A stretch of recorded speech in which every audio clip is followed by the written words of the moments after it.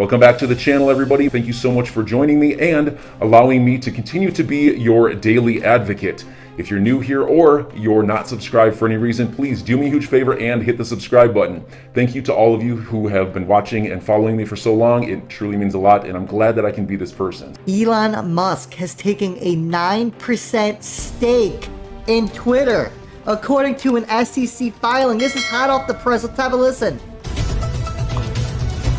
We've got some breaking news for you. Twitter shares, they are surging right now, up a little over 25%. This because Tesla CEO Elon Musk has now taken a passive stake in Twitter. That's according to a new SEC filing. The filing says his stake amounts to 9.2% of Twitter's common stock. I don't know what you think. I mean, just a week ago, here he was saying that he wanted to start his own. Clearly, he's not doing that. He's doing this. A lot of reaction. I want to bring in Dan Ives, analyst at Wedbush Securities. Dan, I think we're all watching this, scratching our heads a little bit, but what do you make of it? Well, I think there's two things. One, Musk, could try to take a more aggressive stance here on Twitter. If this eventually could lead to some sort of buyout in terms of how he could go down the path. It's no surprise that he wanted to do something on social media. And this is really him not just talking the talk, walking the walk. And I think now investors are going to speculate, but this makes sense given what Musk has at least been talking about, at least from a social media perspective. But do you think at 9.2%, this is just a precursor to either a buyout or something larger in terms of influence at the company, an ability, he wants to really push for what he would describe as a more hands-off, very free speech approach. Obviously, that has flown in the face at the moment of the way big tech has been thinking about these things, given the regulation in Washington. Do you think that he's going to go at it in a very different way? Oh, yeah, I think this is just a starter. He's not, Musk is not going to do this just to take a passive stake. He's going to ultimately try to, either really change Twitter in terms of more active stake or, eventually could lead to a buyout. And I think that's how he's going about it. I like it. I really do like it. Good for Elon. I really do think he's going to try to make some changes to Twitter. I think he's going to help transform this company. This is absolutely big. This is a major move. We're definitely going to keep an eye on this. And then we'll get over to this. Perry XR Parker. XRP will explode without any warning. The biggest run you have ever experienced is going to happen. It's going to change so many lives. Such an exciting time for us all involved. Listen, I couldn't agree with this statement more. And I have said this on the channel many times. Many times. XRP currently is trading at 83 cents, 84 cents. I want you to think about where XRP would be trading right now if there wasn't an SEC lawsuit. We would be close to the all-time high, if not above it. I want you to think where XRP would be when the bull run would have kicked off. 7, 8, maybe 9. I want you to think where XRP is going to be once we get into the second half of this bull run that's coming at some point this year, like we all know it's going to be. An easy 2x? 15 to 20 bucks?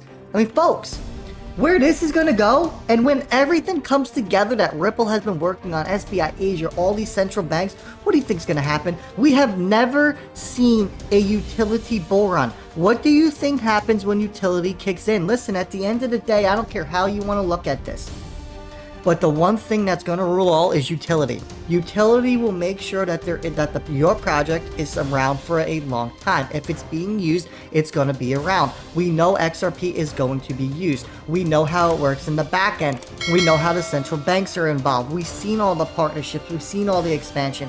What do you think actually happens when they flip the switch and the XRP token starts getting used? And it's not just going to start, oh, we have a bank here, a bank there. No, all these major banks and central banks that are changing over to the new digital way, to the new digital plumbing, are going to use XRP to source on-demand liquidity. These Nostro Vostro accounts are going to slowly start going away. What do you think happens to the price? Do you think XRP is going to exist in this world with mass utility at $5, at $10, even at $20? Absolutely not. This thing is going to explode if you like it or not, if the maxis like it or not. You can't hold back utility. And then Michael puts this out. SEC Commissioner Hester Pierce faults the SEC for the lack of regulatory clarity for crypto. Ripple responds. It's, you know, you got this whole lawsuit going on, but then you got people inside the SEC who's they're saying like, hey, I don't know what they're doing. I mean, that's pretty much what Hester Pierce is saying. I don't know what they're doing. It's crazy, right? And then TAIG reminds us of this. This is older, folks. It's from 2014, but I don't care because it is still very, very relevant. This is from the U.S. Department of Homeland Security. Many of you probably never seen this, but it states in here, it is more likely that in the near future, a currency-agnostic P2P payment transfer mechanism like Ripple will be used to access US dollars instead of cryptocurrency like Bitcoin. Ripple XRP is based on a consensus algorithm and is not controlled by a centralized institution or government. Users cannot invest in Ripple. Ripple also serves as a bridge currency, meaning it can convert currencies that otherwise are unable to transact together. Why do you think the U.S. Department of Homeland Security is saying this? What do you think that they know? What's Joel Katz's background? Come on, put it all together. And the Crypto Aries says this. Ripple is promoted in Volante's new April 1st video alongside with Swift and others. Volante transacts trillions of dollars in values, I should say in currencies, in value every day with 100+ banks that all has access to RippleNet. Now here's the slide or the still image from the video. It's in Spanish. I'm not going to play it for you. You can see Ripple is dead splat in the center. Why is it so big? Well, who could ever forget about Volante putting out their own Ripple processor module that speeds integration into the Ripple Global Settlement Network? Why is Volante calling Ripple the Global Settlement Network? Why are they showing you XRP being used right here to bridge different currencies around the world? Why is Volante a member of the Federal Reserve?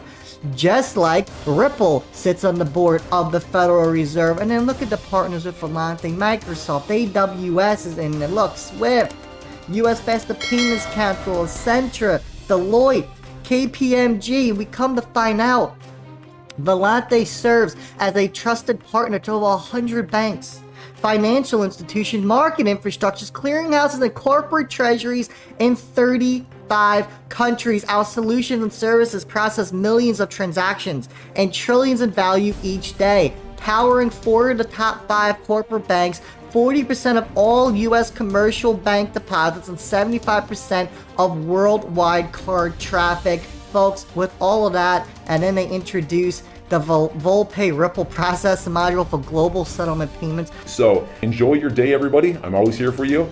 Leave any comments or questions below, and be sure to subscribe. But thanks, everybody. I really appreciate you. Enjoy your day, and I always have your back. So thanks so much, everybody.